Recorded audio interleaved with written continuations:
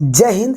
इस वीडियो में आज हम सीखेंगे क्या कि उत्सर्जन तंत्र क्या है और यह हमारे शरीर में उत्सर्जी अंग क्या है। जैसा कि आपको याद होगा, इससे पहले वाले वीडियो अगर नहीं देखे होंगे तो जाकर देख लीजिएगा। मैंने आपको जय प्रक्रम के एक एक पार्ट में हर एक चीज, श्वसन तंत्र, पाचन तंत्र और आपको परिवहन तंत्र, पोषण, सारा कुछ समराइज किया है, हर एक चीज।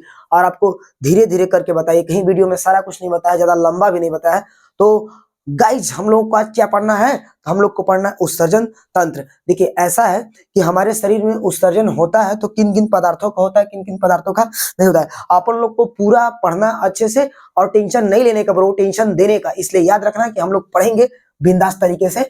मानव में उत्सर्जन, हम लोग उत्सर्जन करते हैं किसका? जैसे आपको याद होगा, टॉयलेट करते हैं, पेशाब करते हैं, अच्छा खांसी मतलब खांसते हैं, थूक निकालते हैं, बलगम खखार निकालते हैं, इसके बाद हमारे शरीर से पसीना निकलता है, बहुत सारा कुछ निकलता है। तो हमारे शरीर से सब क्या है? उत्सर्जन। तो हमारे शरीर में जितने भी ऐसे अपशिष्ट पदार्थ होंगे जिनको हमको शरीर से बाहर करना है, इस क्रिया को हम लोग क्या कहेंगे? उत्सर्जन। तो हमारे शरीर में तो बहुत सारा चीज बाहर निकलता है। तो क्या हम किडनी ही क्यों पढ़ेंगे? सबसे बड़ा ये मैटर है कि हमारे शरीर में क्या किडनी उत्सर्जन अंग है? तो देखिए, मुख्य रूप से अगर देखा जाए तो हमारे किताब में भी वही पढ़ना है, किडनी। और उत्सर्जी अंग किसे माना गया है? अपना किडनी को माना गया है। नहीं तो देखा जाए तो इससे त्वचा भी है, जिससे कि पसीना उसीना निकलता है। अगर आप देखें, आपका यकृत है तो उसमें भी अमोनिया को यूरिया में बदलता है। और आप देखेंगे कि आपका फेफड़ा है, लंग्स है, तो फेफड़े में भी क्या होता है? ऑक्सीजन का आदान प्रदान होता है, कार्बन डाइऑक्साइड निकलता है। अगर आप देखेंगे तो बहुत सारा ऐसे अंग है, लेकिन हाँ, मेनली हमारा फोकस रहेगा किस पर? मानव में जो उत्सर्जन पढ़ेंगे, एक्सक्रीशन इन ह्यूमन जो पढ़ेंगे, वो किडनी। किडनी को हम इंग्लिश में किडनी कहते हैं और हिंदी में क्या कहते हैं? ब्रिक या ब्रिक या गुर्दा।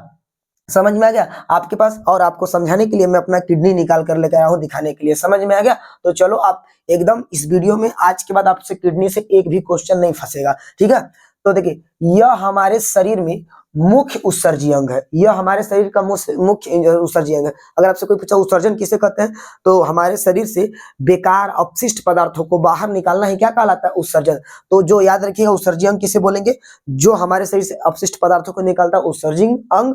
और यह पूरा प्रोसेस जैसे हो रहा है, इसी को बोलते हैं उत्सर्जन तंत्र। जिस जिस अंगों से होगा, समझ में आ गया? हमारे शरीर में यह जो वृक्क होता है वो एक जोड़ी है। एक जोड़ी का मतलब एक में कितना? दो ठो। तो एक में कितना? दो ठो। जैसे आप देखेंगे तो एक है लेफ्ट किडनी और एक है राइट किडनी, जिसको बोलेंगे क्या? आपका बाया किडनी, और इसको बोलेंगे दाया किडनी। इसके बाद आप देखेंगे तो एक एक जोड़ी वृक्क है। उसके बाद वजन इसका कितना होता है? तो मेनली हम बता दें कि वजन होता है, ये शरीर के अकॉर्डिंग भी होता है। तो वजन इसका 250 से लेकर 350 ग्राम के बीच दोनों किडनी का वजन होता है। एक किडनी का देखेंगे तो मिनिमली वही 150 ग्राम लगभग पड़ जाएगा किडनी का वजन, ठीक है? इसकी संख्या कितनी हो गई? 2। अब देखिए, यह एक जोड़ी यूरेटर क्या है? जो कि यूरेटर का मतलब होता है कि आपका यहाँ से देखिए, ये दो नली देख रहे हैं आप, नली जो निकला है, ये नलियां होती है, जिसको हम लोग बोलते हैं मूत्र वाहिनी। किडनी जो पेशाब को छानता है, मेन देखेंगे तो मुख्य कार्य है किडनी का क्या? ब्लड का फिल्टर करना। मतलब ब्लड का क्या करना? ब्लड को छानना, शुद्ध नहीं करना। ब्लड को तो शुद्ध करता है कौन? फेफड़ा, जो कि हमने पहले ही पढ़ा है वीडियो में। आप देखेंगे तो मैंने श्वसन का अच्छे से बताया। तो श्वसन में ही ब्लड को शुद्ध करना। तो अगर ब्लड में ऑक्सीजन मिल गया तो शुद्ध होता है, लेकिन यहाँ पे ब्लड को छानने का काम, फिल्टर करने का काम, और पेशाब उसाब पानी के, आपके पानी को क्या करना, उसमें से जैसे कि मिनरल्स है उसको सोख के बाकी पानी को निकालना, तो मूत्र वाहिनी द्वारा आता है, जिसको हम लोग ये भी कितना? एक जोड़ी। ये भी कितना होता है? एक जोड़ी। और मूत्राशय एक होता है। मूत्राशय मतलब जितना भी फिल्टर हुआ है पानी वानी, वो आकर एक थैली में इकट्ठा हो जाता है, ये जिसको हम लोग क्या बोलते हैं? मूत्राशय, जिसको हम लोग बोलते हैं ब्लेडर। अच्छा, फिर जिस रास्ते से मूत्र निकालते हैं उसको बोलते हैं मूत्र मार्ग, उसी को बोलते हैं यूरेथ्रा। अच्छा, मेल का अलग होगा, फीमेल का अलग होगा। समझ में आ गया? इसी मार्ग से निकालते हैं। मेनली हम कितना? 500 ml, लगभग 500 ml मैक्सिमम आधा लीटर तक हम स्टोर कर सकते हैं। उसके बाद देखते हैं, और ये मूत्र हम लोग को रोकना नहीं चाहिए। देखेंगे ये दिल के आकार की तरह लगता है कि दिल इसी जगह है, फिर इसके बाद ऐसा कुछ है नहीं, ठीक है? यह हमारे शरीर से नाइट्रोजन, हमने बोला कि इसका काम क्या है? हमारे शरीर से नाइट्रोजन युक्त जो पदार्थ है, जैसे नाइट्रोजन से जो बनते हैं, जैसे कि अमोनिया हो गया, यूरिया हो गया, यूरिक अम्ल हो गया, ऐसे ऐसे पदार्थ है जो हमारे शरीर में मौजूद है। इनको शरीर से जल्द बाहर भगाना जरूरी है। तो बाहर निकालने का जो काम करता है हमारा, कौन करता है? किडनी। उसके बाद देख लीजिए, नाइट्रोजन युक्त पदार्थ जैसे क्या हो गया आपका? अमोनिया, उसके बाद यूरिया, सूत्र भी साथ में है, ये याद रखिएगा। फिर का, उसके बाद कौन सा अपना यूरिक अम्ल का निष्कासन करता है, यह क्रिया क्या कहलाती है, उत्सर्जन। यह क्रिया कहलाएगा उत्सर्जन।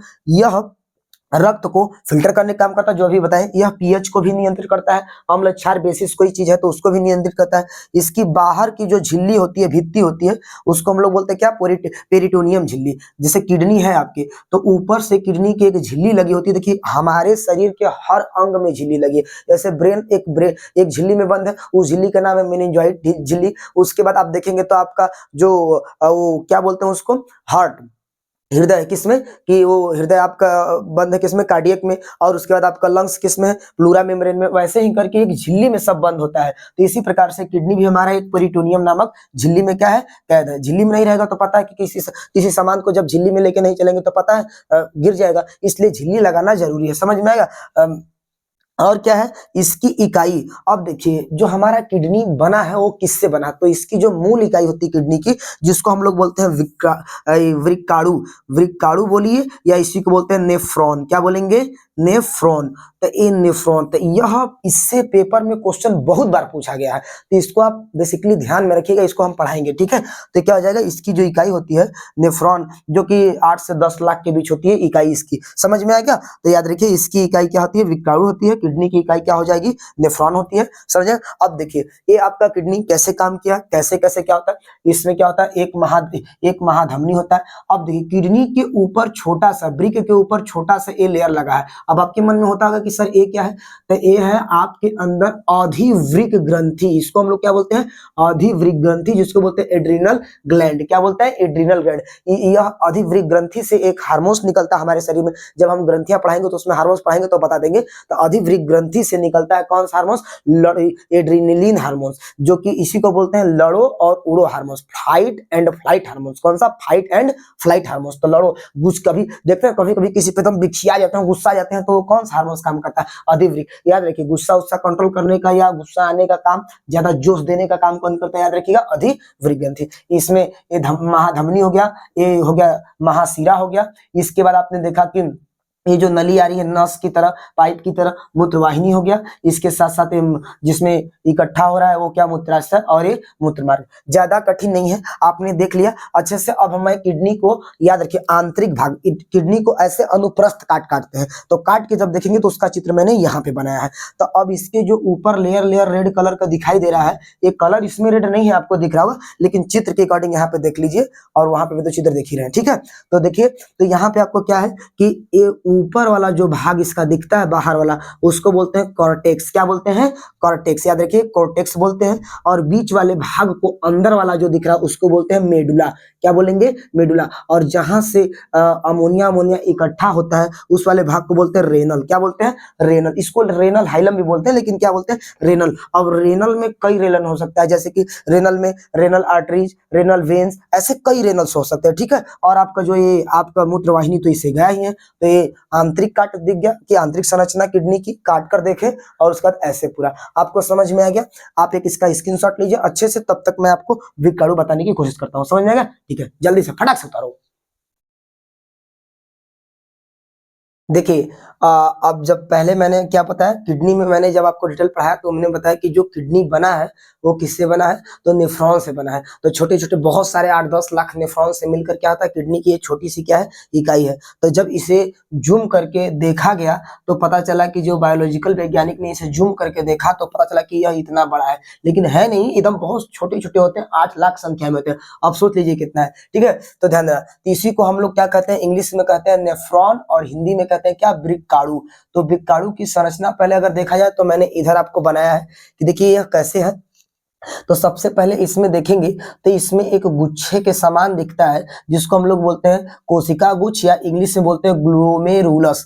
क्या होता है, ग्लोमेरुलस। इसी को बोलते हैं क्या, कोशिका गुच्छ। ये गुच्छे के समान होता है, जो रुधिर का गुच्छा होता है। जैसे कि देखिए आप देखेंगे तो शरीर से क्या हो रहा है, आपका ए आया, एक छोटा सा पतला अपवाही, ए धमनी और शिराओं के माध्यम से जो रुधिर आता है, तो रुधिरों का जाल है। तो अपवाही का मतलब जो अंदर की तरफ गया, जो धमनियां अंदर की तरफ गई और एक तरफ बाहर की तरफ गई, तो जो अंदर की तरफ जाती है उसको बोलते हैं अपवाही धमनिका, और जो बाहर की तरफ निकलते हैं उसे बोलते हैं अभिवाही धमनिका। ठीक है, अब इसके आगे जब संरचना जाएंगे तो इसके आगे देखेंगे तो यह कैप्सूल की तरह होता है, इसीलिए हम इसको कहते हैं बोमेन संपुट। अभी सारा इसका क्रियाविधि बताएंगे, इसको क्या बोलते हैं, बोमेन संपुट। और बोमेन संपुट के आगे जाएंगे तो एक नली आकार होता है, जो कि वह नली आकार का है, कुंडली की तरह दिख रहा है, और सांप जैसे देखते हो कुंडली बनाता है वैसे कुंडली की तरह बनाया है, यह अजीब बनाया है ग्लोमेरुलस, अजीब है ना। चलिए देखते हैं। फिर इसका क्या है कि देखिए यह कुंडली बनाया है ना, इसीलिए इसको यह क्या है कि ग्लोमेरुलस से बोमेन संपुट क्या है, नजदीक है, इसलिए इसको बोलते हैं समीपस्थ कुंडली नलिका। समीपस्थ का मतलब बोमेन संपुट के क्या है, नजदीक है। फिर देखेंगे तो ये बना लिया है कैसे, यू आकार की तरह। तो जो यू आकार के होता है इसको हम लोग बोलते हैं हेनले का लूप। एक जो साइंटिस्ट है वो क्या हेनले का लूप बनाया है, इसीलिए हम लोग क्या इसे बोलते हैं, हेनले का लूप।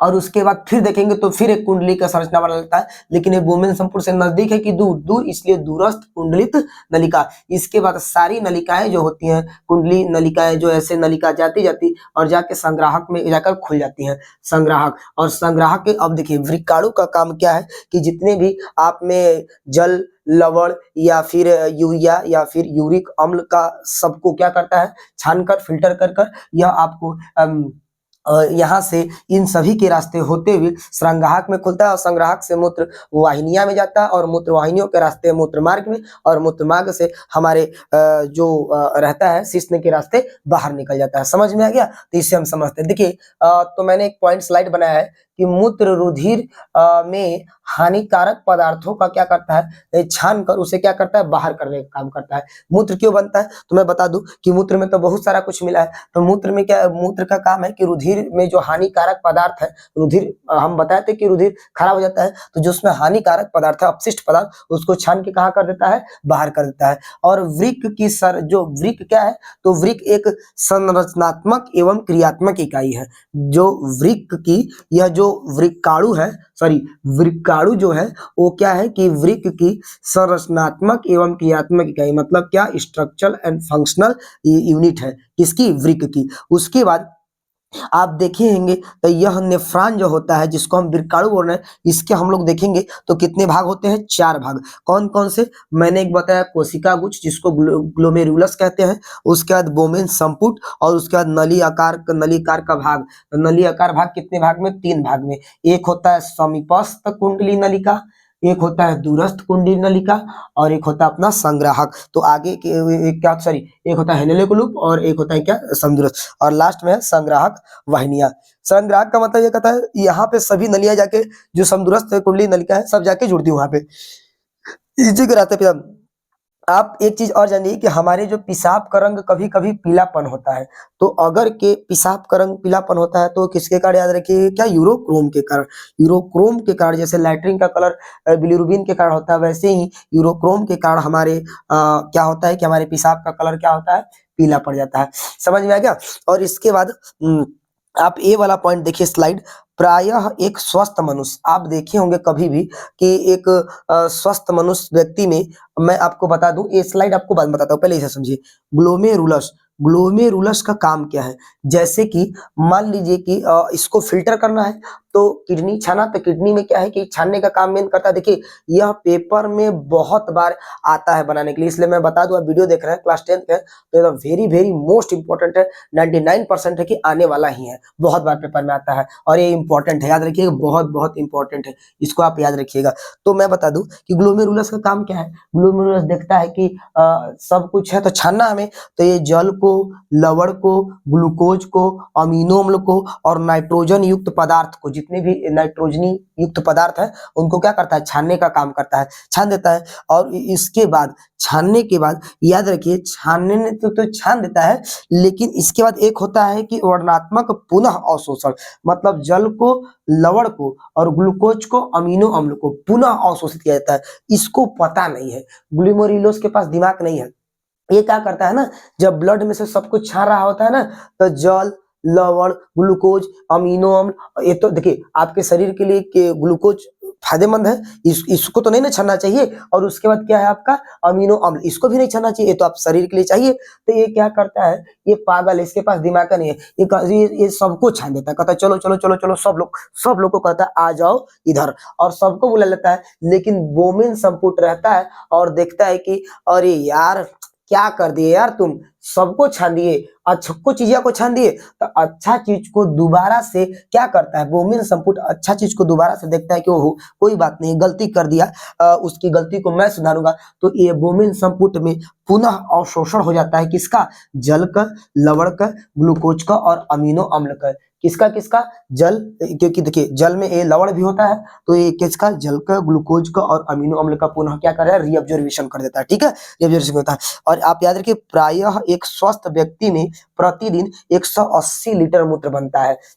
लेकिन आप बोलेंगे कि ये गलत बोल रहे हैं, बनता जरूर है 180 लीटर, लेकिन क्या होता है ना कि यह दोबारा पुनः अवशोषण के बाद केवल 1 से 1.5 लीटर बच जाता है। जब क्योंकि ये छानने के लिए तो ग्लोमेरुलस सबको छान दिया था, लेकिन इसकी गलती को सुधारने के लिए बोमेन संपुट पुनः क्या कर देता है, रीअब्जॉर्प्शन करता है, पुनः छानता है। इसलिए कुछ लवण जल उसमें से क्या करता है, कुछ लवण जल अमीनो अम्ल को, ग्लूकोज को फिर से दोबारा भेज देता है, कहता है कि पागल थे, दिमाग नहीं था तुम्हारे पास, सबको छान दिया, चलो ठीक नहीं है, कोई बात नहीं, ऐसा गलती आज के बाद करना मत दोबारा, चलो अंदर चलो। तो सबको क्या देता है, दोबारा बाहर ब्लड में मिला देता, कहता है जाओ जाओ जाओ, तुम लोग को छान दिया था, बड़ा पागल है, इसको दिमाग का नहीं, ग्लोमेरुलस को, ठीक है, बहुत दबेड़ता है इसको, ये बोमेन संपुट बड़ी इसको दबेड़ता है। ठीक है, तो याद रखिएगा। तो पुनः अवशोषण केवल 1 से 1.5 लीटर, याद रखिए 1 से 1.5 लीटर डेली का डेली आप में पेशाब बन जाता है, लगभग जितना आप पानी पीने के अनुसार भी ये डिपेंड करता है। समझ में आ गया?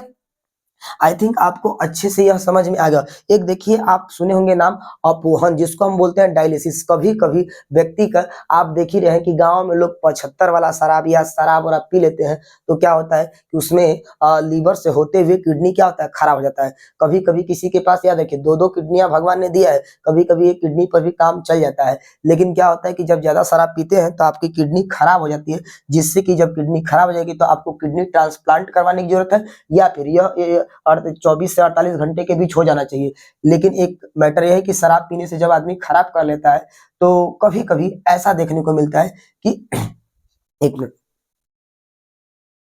तो कभी कभी आदमी का क्या किडनी खराब हो जाता है, तो उसके लिए उसका अपोहन होता है। अपोहन, अपोहन का मतलब